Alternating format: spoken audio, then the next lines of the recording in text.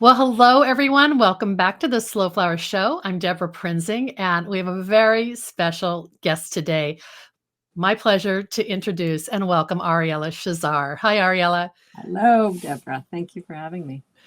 It's great having you, and it's great having you back. I have these wonderful memories of the first time you were on the Slow Flowers podcast when you were in New York, and I came up to your studio, and I was just like, I so starstruck I could barely ask you questions, and you were so Come generous on. and I kind. can't believe it. No, you were so I think it was 2014. It was like 10 years ago. It was crazy. Yeah. So now we're friends and I can chill out. And I feel like we also saw each other in Seattle, maybe. we tried to record in Seattle, but we were so tight on time. I think we only did like 20 minutes. So yeah, I'll share those links in our show notes at slowflowerspodcast.com. But it's always great to have a reason. And our reason is to celebrate the publication of your new book, Home in Bloom. And we're going to look at the inside pages and hear from Ariella some of the backstories of these arrangements and her vision for this book. This is your fourth book, right? Mm-hmm.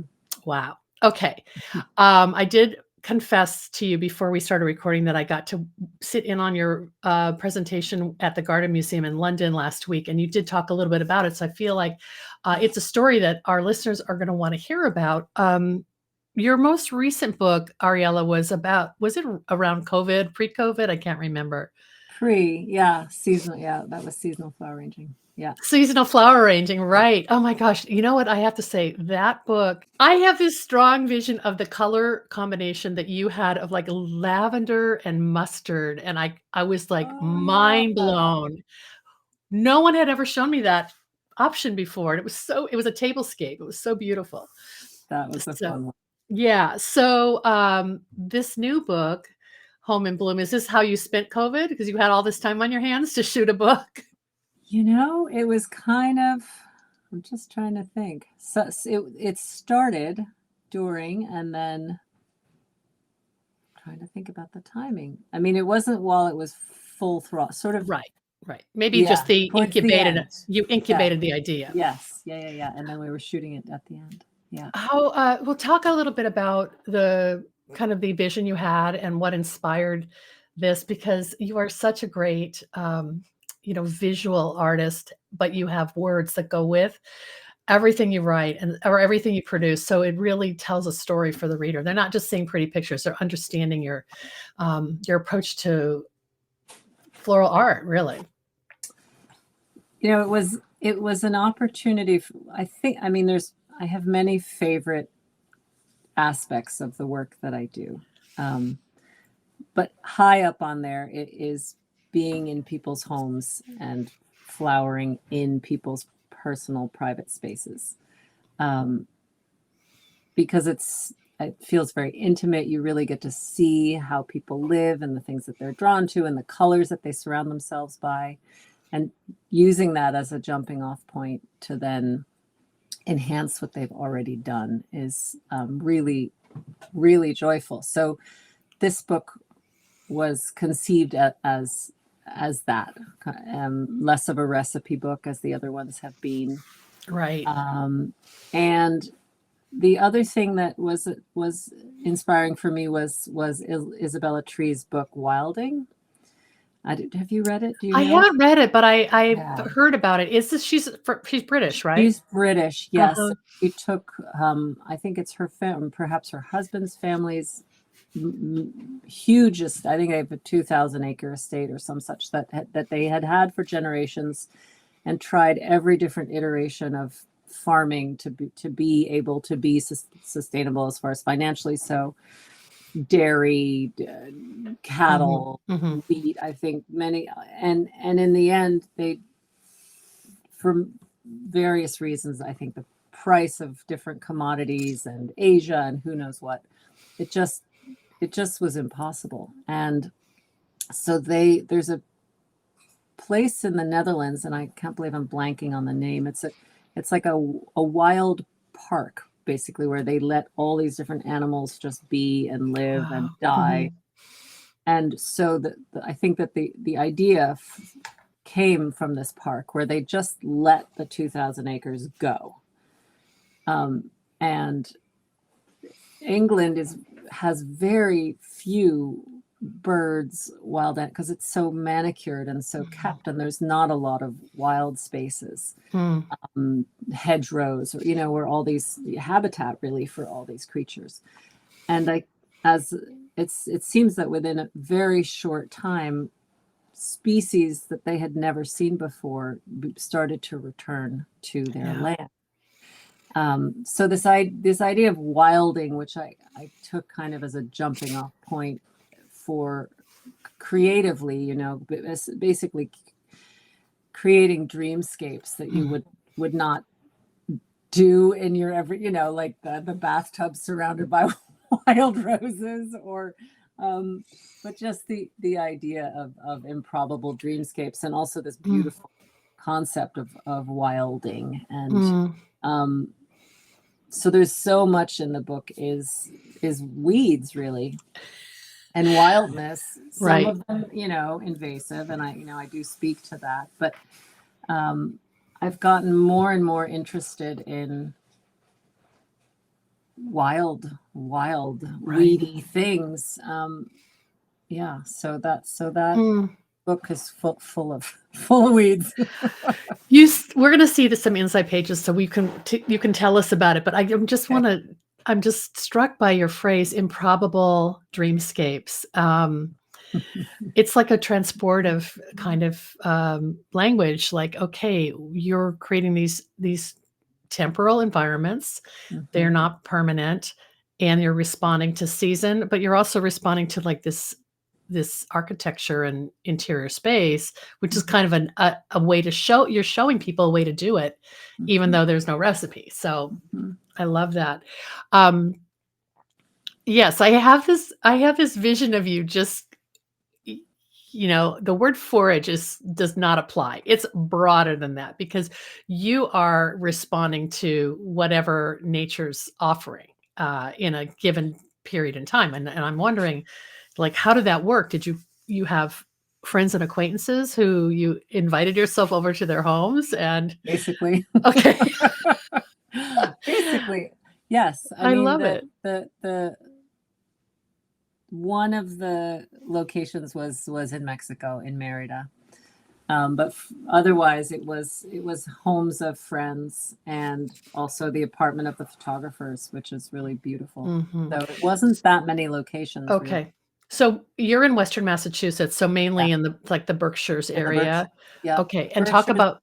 In Hudson, there's one kind of abandoned old beautiful house in Hudson, and then New York City. So and your photographers are based in New York City. They are, yeah. And I don't want to mispronounce their names. Andrea and Marty, Gentle and Hires. Okay, well, so it sounds like a great collaboration, because all of you were suggesting spaces then. Yeah, and they're, incredible. They're a husband and wife team, and just working with them it's just one picks up where the other takes off. It's just this wordless dance, and it was wonderful. What a collaboration. So when I alluded to, this was a COVID project, that was probably incorrect, but I think what I was thinking about is you incubated this idea, but then you took your time. This wasn't just a one season no, it was a whole marathon. Year. It was a year, a little, more than a year. Yeah. Do you mind if we pop up the photos? And I have the PDF. Hi, Kitty. It's your sidekick. Well, I love it. I totally love it. Do you mind if I pop up the book PDF? Okay, good. And we'll try to. It's a over 200-page book, so we're certainly not going to look at everything. But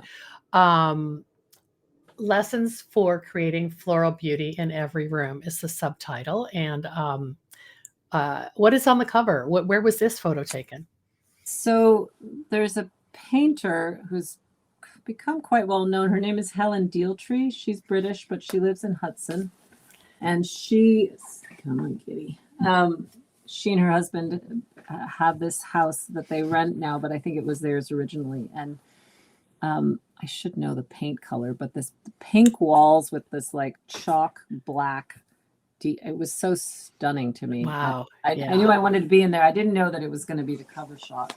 at all. But no, you never know, right? You no, just I kind of don't just think- yeah, wait for that recipe, that sort of decision to be made without. I guess you have input, but it's Yeah. sort of a science to where the type is going to go. But it also, I love it because it shows a home in bloom. I mean, let's be literal, right? Yeah, and this was also a bit of a dreamscape, like not what you would necessarily normally put on a mantle. I love that it sort of moves down and over and onto the ground. It was dahlia time. There's a lot of what's in there? Wild raspberries and plenty of dahlias, some roses. I can't remember what else. But Is a fun top. kind of fun peak of summer almost. Bloom keep. Yeah, yeah, yeah. Okay, well, that just to pause for a moment, everyone who's going to have to order the book, and I know everything's captioned really well, so we're not going to put you on the spot and say describe every design element. This is the title page, and this is a tablescape that someone could take inspiration from. It's not necessarily all like an installation piece, right? This is a very easy one. I mean, it's pin frogs and glasses, and for the most part, just antique chrysanthemums with a little, what's it called? Corydalus and some grasses. So this is very, very simple. I love it. Okay. Let's get into the meat of it. Okay. So I'm just going to flip through here and maybe get to the way you arranged the book. Then, Ariella, you had vignettes, right? Like there's, okay. So this is sort of, these are the early pages and showing, to me, it shows how you see and how you pull your palettes together, what vessels you're choosing. And as I mentioned last week when you were presenting for the Garden Museum in London, you talked a bit about non-traditional botanicals, I guess, for lack of a better word. And maybe that we can talk about it when we're looking at these photos. A walk on the wild side is maybe one of the first collections or vignettes in the opening pages. So this table for me, I don't know what June smells like in Washington State, but June here, this is basically like June on the table. Ladies' bed straw, the wild invasive rose, these kind of sedges that you find in different parts of the field that might be a little soggier, and then peonies and roses. So that sort of wild weediness, but the smell of that table is June here. Oh my goodness, it's beautiful, and it's a not a hot palette. It's not the peak of summer. Oh, here we go. Here's you working on the cover image. Oh, that's on the floor. Yeah. Oh, I see. Yeah. Wow. So it grows up from the ground. With each chapter, I stray a little further into the meadow. Do they have to come find you a few times, Ariella? I'm in the meadow on the daily with my dog. Oh, I love it. I love it. That's great. Well, I guess part of your design process starts in the meadow in that you are thinking early on in response to the pieces that you're clipping and gathering. I mean, you're thinking I always have my eye on the side of the road.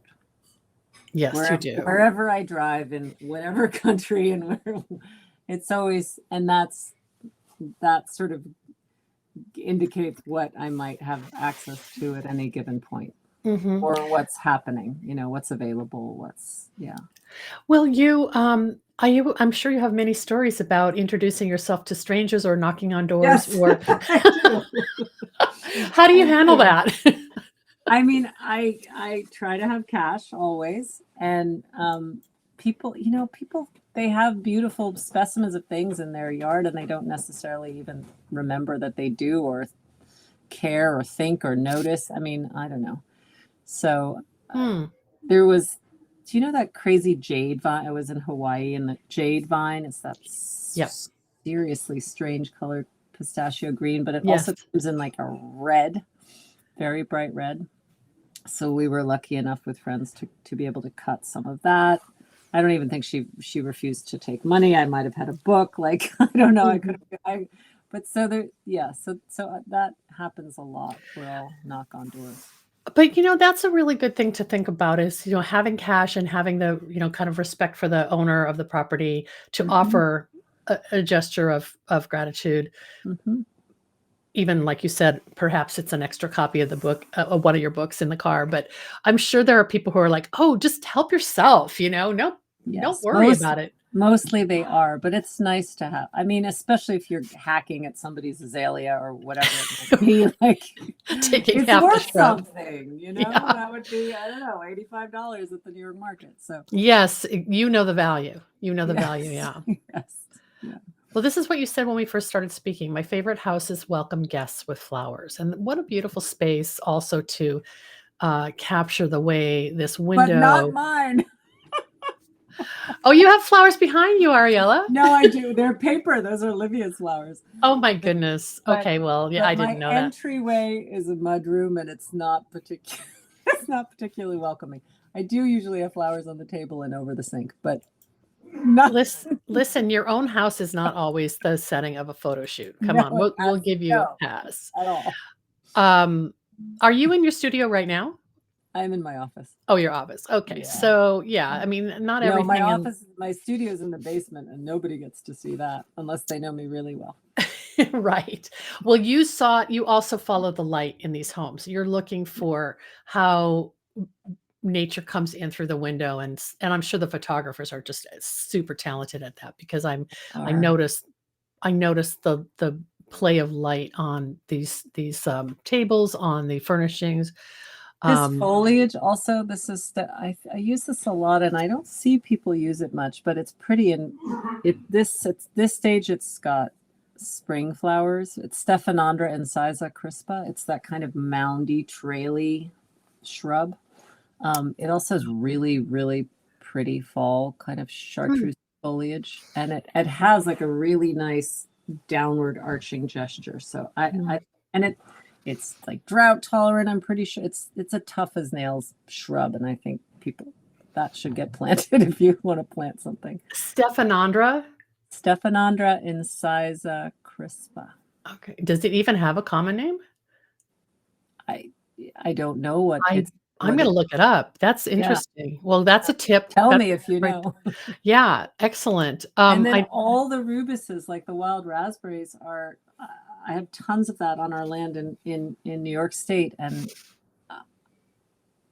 I've earned more money with the wild raspberry stems than I have with anything I cultivated.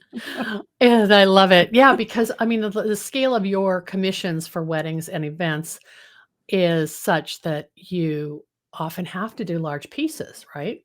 Almost always. Yeah. Okay. Well, perfect glimpse at this large piece. It's like half of a magnolia tree. Yes. How do you handle something like this? I mean, obviously you need a very substantial vessel. You need a substantial vessel. This is, the way where it was positioned, it was pretty stable. I don't think you would have to have a more substantial vessel if that was for an event. You're back. So, I mean, cast iron is the best for branches, or stone or something really heavy. Sure. So yeah, that's how I do big branches. And here in this particular image, it's almost like the hallway walls are holding this up. Like you've got a kind of nest in there. Yeah, you have a niche there, and it's beautiful. Yeah. I know I'm going slowly. We're not going to get through all of these, but I want to get to the bathtub that you talked about. Oh yeah. I'm going to just keep clicking through. Tell me to stop if you see something you want to comment on. So, I mean, the donut peaches are if a friend planted these, and then other friends bought the property. So I still get to go sometimes and pick them. And so that's like, oh, yeah, I feel very lucky. Yeah. Well, you were really the first person I saw it with your very first book, which I think came out almost 20 years ago. Yeah.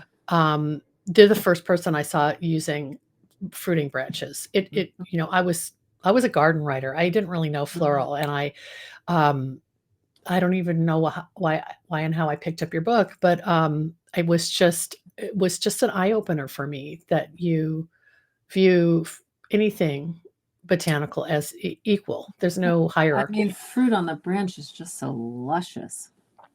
I mean, you have to time it well, because I've had many times where it's been like ripe peaches and it's like plunk, plunk, plunk on the way to the wedding table, because they're too ripe. So you kind of have to cut them when they're greenish. Yeah, well, these are kind of colored up, so you must have Yeah, these were on the verge. They were still pretty hard, but they held on. But yeah, fruit. I mean, God, it stunning. Is so stunning. Yeah. Wow, I love it. Harder to come by. Yeah, I mean, even here, like there's some grasses that you probably, I don't want to mischaracterize, but there are things that one could call a weed. The clematis. It's a wild one. The sweet autumn. Yeah. Oh, here's some more fruit on the left. Beautiful. So what's your philosophy then is when you're cutting branches, what are the things that you're looking for? Obviously, unripe fruit. Unripe fruit, but just the gesture and shape of a branch. Like sometimes verticality is useful, but for the most part, I prefer if things have a nice arch. The arrangement on the pedestal on the left here, there's definitely this drooping, almost falling off the branch vibe, which draws the eye down too. Yeah, the weight of those apples. Another reason to have a very good mechanics inside that urn. Yes. This is one of the images that Marianne Newcomer, who reviewed the book for Slow Flowers Journal, asked to include. She loved the fact that you had this sort of composition of all kinds of orange elements, including the glasses, including the liqueur and the marigolds, and I don't know what else is in there. I think nasturtiums. Yeah, she loved this moment. Yeah, I mean, I like to have colors to build on a tone, or to just have one tone in a backdrop. I mean, the tiny little marigolds, I love them so much. This late summer. So, but also this is like a very modest way to flower a space. It's just come on in, and be and uncomplicated. I mean, single mass or mono flowers is, to me, I'm capable and enjoy layering different elements together, and I always have. But the older I get, the more drawn I am actually just to single element arrangements. I sometimes find that all these mixed arrangements are kind of exhausting to look at. Like it's like too many flowers together. So like in my house, I will never almost ever mix flowers. It's always one element, then I can really appreciate each element individually also. So I do like that simplicity. I do too. And I think you're helping me see that, this whole less is more saying is applicable with seasonal flowers, because you really then appreciate those marigolds, because that's all that's in that little, looks like a champagne bucket. Like that's a special homage to that marigold. It's also you can take a very humble flower element, vine, branch, whatever it is, mass it together, and it's just always going to be impactful. I can't explain why, but you can take very, very humble elements and group them together, and they just pack a punch. But that's so much the artist's eye too. But you're not trying to force anything. You're just trying to respond to what you've just picked. I love that. I love that a lot. And you hear the monobotanical phrase for like, I don't know. Oh, here's a more detailed shot of that same vignette. Applied a lot to bridal bouquets, but I think this is a bigger conversation that you're. I kind of think I don't know. For a bridal bouquet, I'm gonna eat my words because I think it's sort of, it can be kind of boring. It depends. I mean, it just depends. There's a very frequently this tendency to play it really safe in the bridal world. So it's like simple dress and a simple, and I think, like against a white background, you can really do a lot. But in a room and in a space, and certainly in almost every design magazine, when you see flowers in the room, like they're frequently monobotanical, and I think it's because you're not wanting to argue with whatever else is going on in the room, to just have this like impactful color moment, and that's it. Well, this is a good example right here. It's like you've kind of have this space with almost like a pale terracotta palette with, it looks like you've got mums, but what is the big foliage branch in the at the background? So that's euonymus, which goes. Do you have this euonymus on the West Coast? We have some, this but is super invasive, and everybody wants to get rid of it. It gets okay. like pink, and it's an incredible pink in the fall. But see, you got rid of it. You cut it out of the garden, so no Nobody shade, minds when no shade from when me. we cut this. I love it. Yeah, and then antique mums, and the height. I mean, these were I don't know, 12, maybe 13-foot ceilings, so it really could hold a giant arching arrangement. There's something that you often hear, from beginning floral designers who are like, well, how high above the rim of the vase can I go, or how wide can I go? And I hear designers toss out rules like, oh, 2x, whatever. Clearly, you are, 10x on this thing, and it's okay. It's just so balanced. But how is that one of those things that you just kind of intuitively your brain sees, and what is needed? You're not calculating how to, I'm never calculating or counting anything, and that's sort of I think it's kind of an annoying thing to say, well, I just know. Or when teachers say, well, I don't know, I just know. I know, because you have useful. You're right, because you have students who are probably asking you that same question. Yeah. But even for someone who's inexperienced, and I've noticed this in myself, like when I've been placing branches or flowers or anything, there's always a point where, like, there's a time where it feels absolutely right. Like you place a branch, it rests in a position where, however it's arching or falling, and it feels good. And then you might do another one and it doesn't necessarily feel good, but you kind of let it go and you continue. So to really become attuned to what feels right and versus what doesn't feel right. That's the best like advice that I can give in this situation. Like I feel like we kind of know, even if we don't know, we know. Right.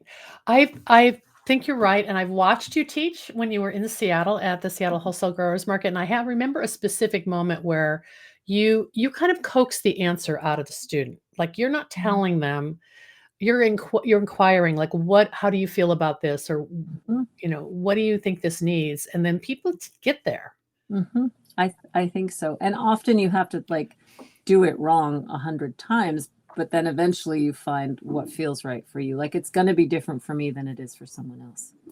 But in the situation with these branches, like they're also very, very light. Like it would be kind of different if it was densely foliar or much more vertical or whatever it is. Like I think you can kind of go crazy with this because there's such a lightness to the leaves. Like it's very airy.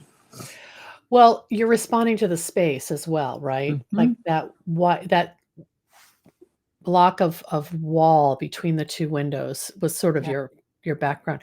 Ariella, did you design this right here on this table, or did you design elsewhere and bring it in? No, we did everything that day just right there in the kitchen. Yeah.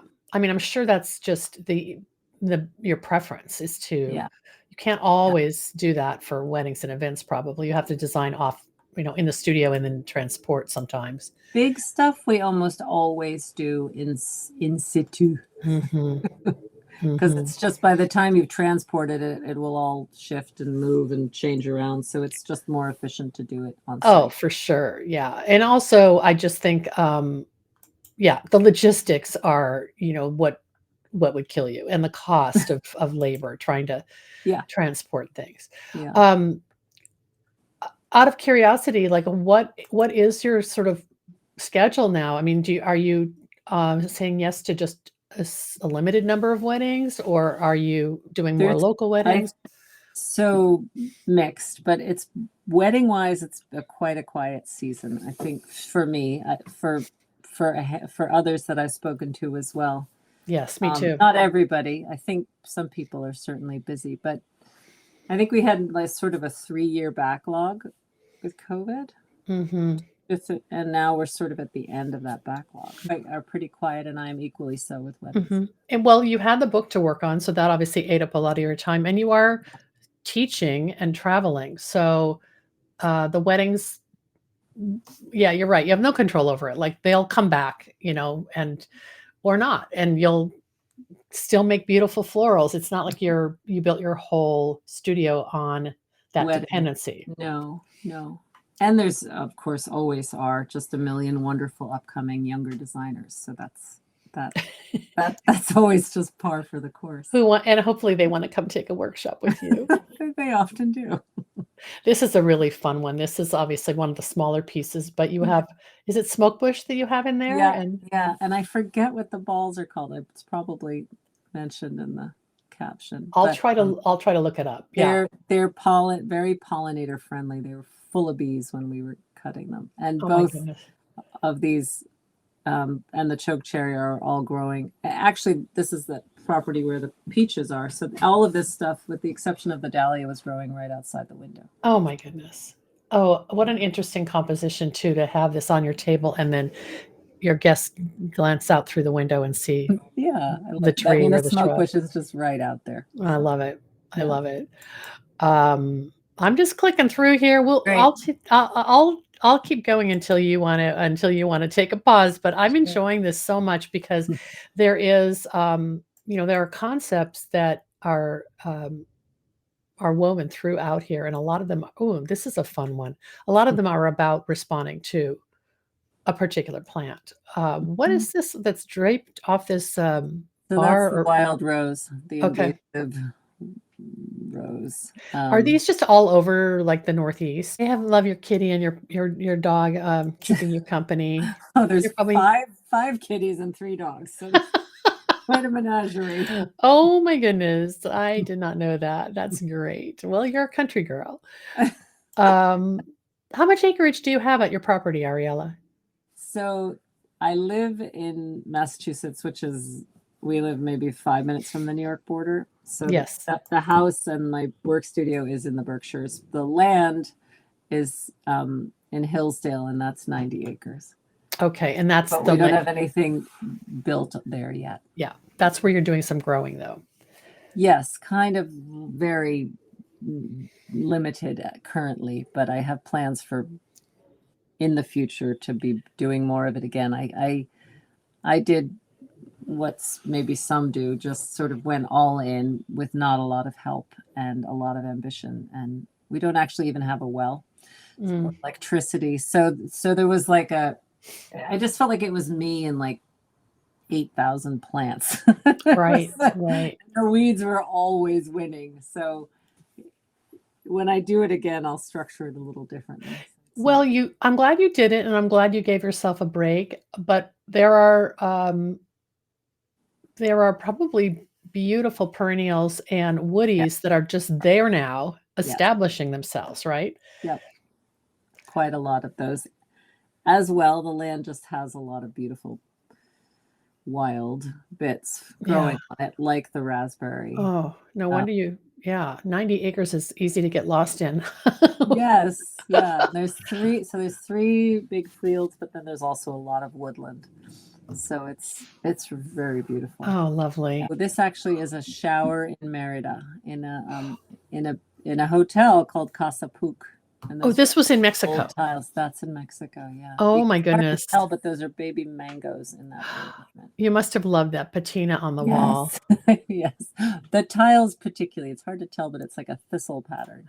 I think there was one in the prior photo too. Let me look back and see if I can show that. There was Yes, exactly. There it is. This one here. Oh, and then you. I was actually on my way to that factory to see these tiles firsthand, and we were in this kind of rough market, and there was a cat. Anyway, I ended up taking the cat home from Mexico, and we never made it to the tile place. But yeah, I still want to go to the tile place. Okay, that's some backstory. I could ask more, but I think it's cute. No, it's fine. So there you can really see the mangoes. Oh my goodness. And Max and I taught a workshop in Mexico, in Merida, sorry, and then these photos also happened kind of around that time. It was initially with a different Ingalls, two different photographers. I noticed that you had two different. Yeah, so we started with them. So you basically can't be somewhere without thinking about while you're working on this book, wherever you were, you're probably thinking, okay, how can I capture some pages here and do some site specific piece for the part book. Of it was I knew that I would be in this, I don't know, hacienda. It was a home, and it's subsequent pages you can see it, but it has very Moorish archways, and it's just very beautiful. So I felt like a great place both to shoot in and to teach in, because it's very special. Yeah. Wow, I love that. Okay, there are a few baths. This is one of them. Very moody and very back to the monobotanical, just a simple. Just roses and the little clematis. Love it. I love it. Oh, this is wonderful. My friend Marion of, what is it, Mamie Brigitte Cakes, is she does sugar flowers, and so she made the sugar flowers for this cake and the bird. Oh my goodness. Yeah, she's really talented. Oh, I love it. I love that you can showcase flowers in a different way. Yeah. So this is a section on celebrations. I'm trying to get the page to advance. There's those heirloom mums again. It's in that same hotel in Mexico. Oh my goodness. Yeah. I mean, when you have architecture like that, you know that you're really going to show off whatever you create in such a special way. That's gorgeous. All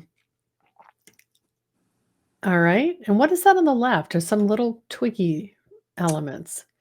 Yeah, it's a dried element that some of my Mexican friends use in their work. It looks almost like raffia or something. But I don't know what it is. Yeah. You kind of look at the anything and probably start asking yourself, well, where, how would I use that? And oh yeah, where does it belong? Yeah. That's great.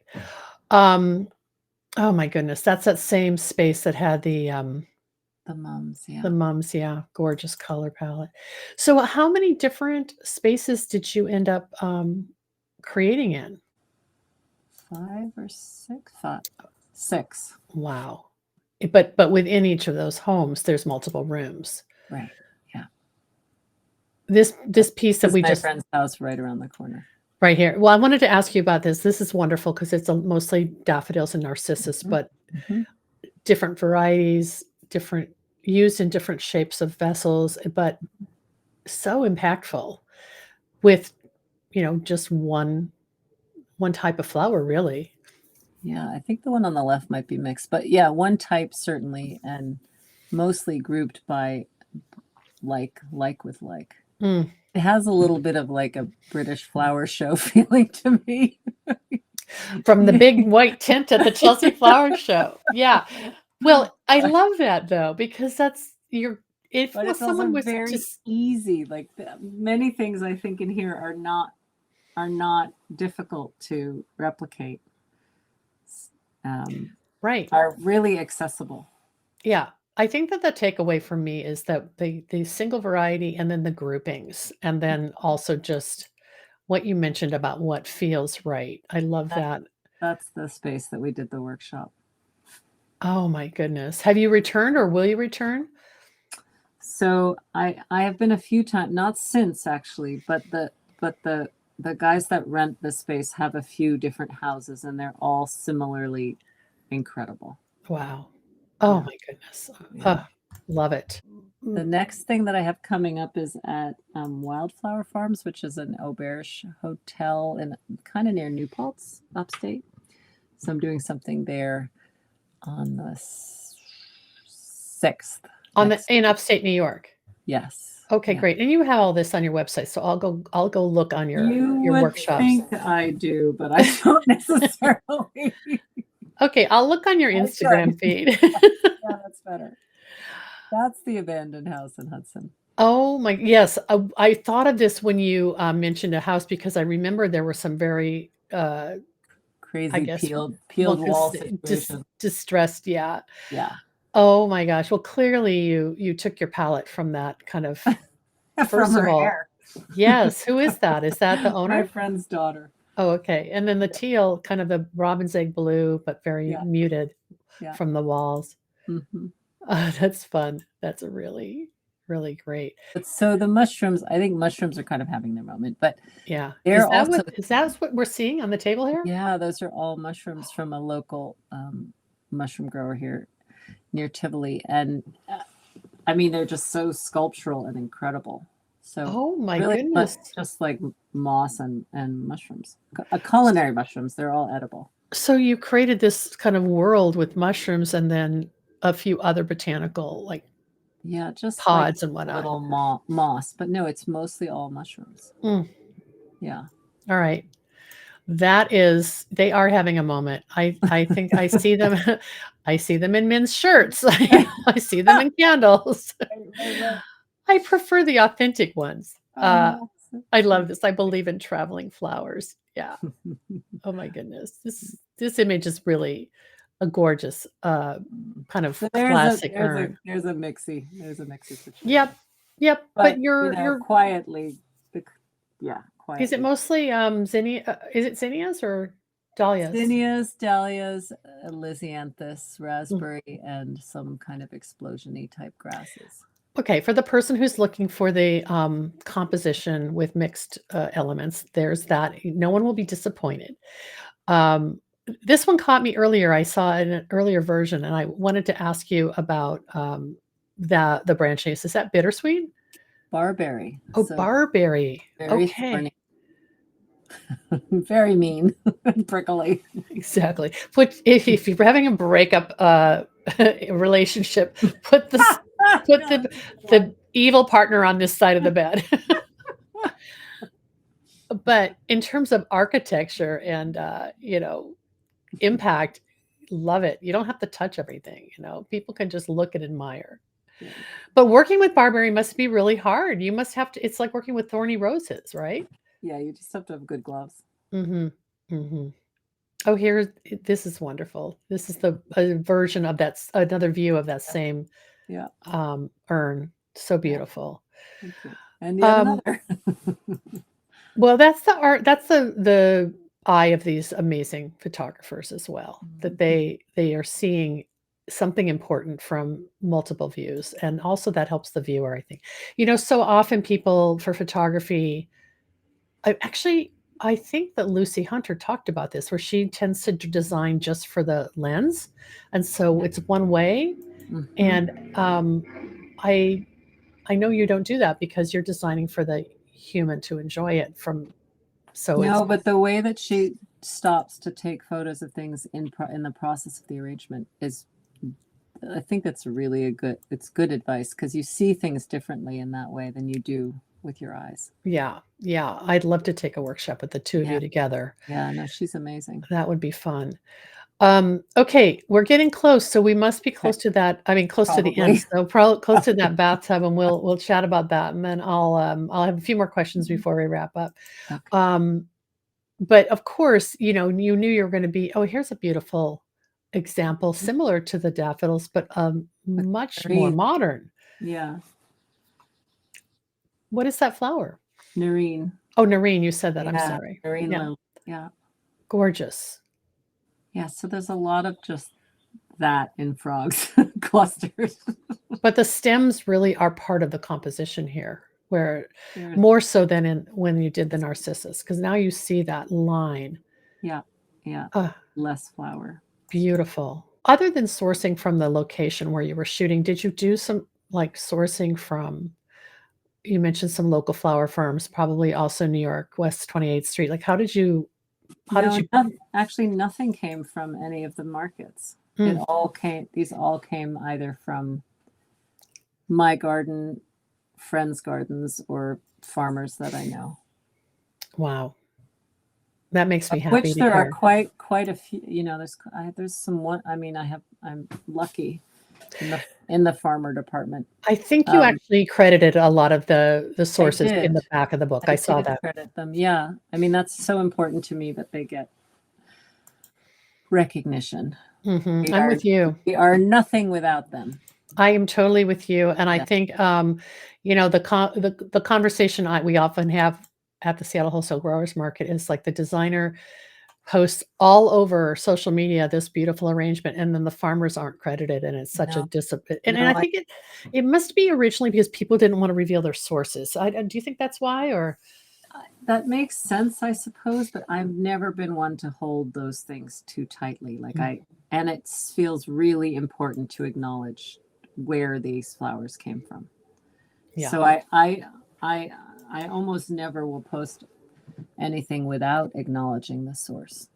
yeah, because you probably have a a relationship, a familiarity. You want to keep working with them because they're part of the design processes. These farms that you Yeah, and have cultivated. there's so much effort. I mean, there's so much value. I don't know. It's really important to me that they be acknowledged. But nothing in this book is coming actually from a flower market. Well, that's exciting too for the I reader didn't who think about that actually, but it's I can't think of anything that was like kind of commercially, no. sourced. Yeah, I love that. That's very inspiring. I love just the whole theme of the getting lost in the meadow, going wild, Mhm. um, letting things go through their cycle. Like some of these are a little bit past their prime, Yeah, petals dropping, like on this yeah, table, yeah. fruit ready to drop. It's just all Mhm. great. It's Mm, just it's thank just you. it's really a philosophy and So um this what is it? Sweet Annie. It's Artemisia, right? It's like the bane yes, of so many so many people's existence. right. But in this space, also with the Japanese knotweed, which is equally hated, um, I, I couldn't resist them. And this is in it's in the flower state of the knotweed, so it's not going to spread. I mean, Okay. I did get rid of it, but here you can kind of see this is a very like wilding inspired space.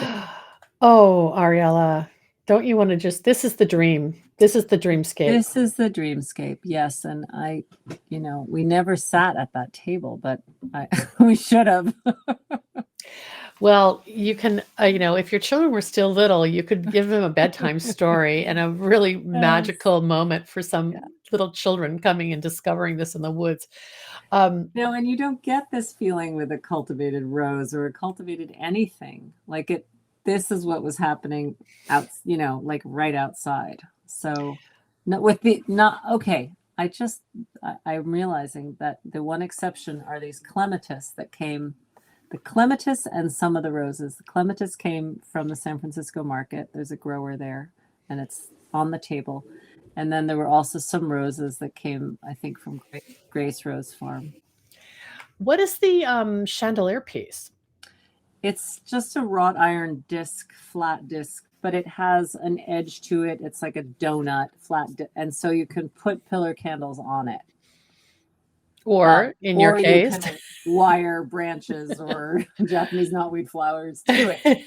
so terrific. Oh my goodness. This is the kitchen that you were asking. Was it my kitchen? This is their barn studio space behind the house. Oh my Yeah, goodness. yeah. I hope there are dinner parties there. Uh, But we have gathered there. We'll oh my do it goodness. again. There's the bathtub. Oh my goodness. We've been hinting at the bathtub, and we're going to end with this because we can all, you know what? I'm going to just, I never use my bathtub. I'm always taking a shower because I'm in a hurry. I need to do something like this. Baths are how I sort of get like right with the world again. It's either that or walk in the woods with the dogs. Right. Well, we don't all have clawfoot tubs, but isn't that beautiful? And there's a few others of this setting, right? Of the tub setting, there was one other previous that was Oh, more. okay. All right, good. Yeah. All right. Well, everyone needs to buy the book and go find this page 120 and just read what Ariella says about this lovely moment of why not, right? I love it. I mean, the fragrance, it would be divine to be in that tub. Yeah. And then we're kind of coming to a close. Beautiful staircase adorned, beautiful vertical elements in a very high ceilinged room. Smoke bush mostly, and Maclea plume poppy. Oh, yes. I used to grow that when I lived in 2 houses ago. It does kind of get a little bit over. Yes, it does. You have to keep exuberant. Yeah. I always felt bad about selling a house with that in the garden. Oh well. Oh my goodness. Well, there's your wild moment as we come to a close. This has been so fun to go through the book with you and have you narrate some of the images. So many images, so much inspiration. Thank you so much, Ariella. Deborah, thank you. Oh my goodness. It's been so long since I've seen you in person, but we'll have to figure out how we can cross paths. I do hope that people take a time to come look at your either your Instagram or your website to either sign up. So you do send newsletters out so people can find out about workshops. Yeah. I don't know if it's fair to ask you what's next, but is there another book in the works, or are you going to just enjoy this one for now? I'm enjoying this one for now. There is definitely an idea for another book. Yes. Oh, Eve, really? They're like, I really like to do them. They're beautiful. They're works of art in and of themselves. And this one is very personal too. It's not like you're making the publisher happy, right? No, I was really given the freedom to just go for it with this one, and I was grateful for that. We're grateful for that. It's so beautiful. Oh no, just thank you for the time. I appreciate you taking it. It is a joy, and it's my privilege, and I know that our viewers and listeners are going to just dream away about their response to this book, because I think when you see something like this, you see the possibilities of, okay, Ariella's giving me permission to flower my entire house and to use flowers in a unique way and not be so, plunk the stems in the vase, but be large. And all of those gestures are important. Also, if you don't have flowers, go snip whatever you do have outside. No kidding, right? Make a friend with somebody and bring a few bucks in your back pocket, and you never know where it'll take you. You never know. Thanks so much. We'll share all of these photos at stillflowerspodcast.com and links to how you can order your own copy of this beautiful book. Thanks so much. Bye.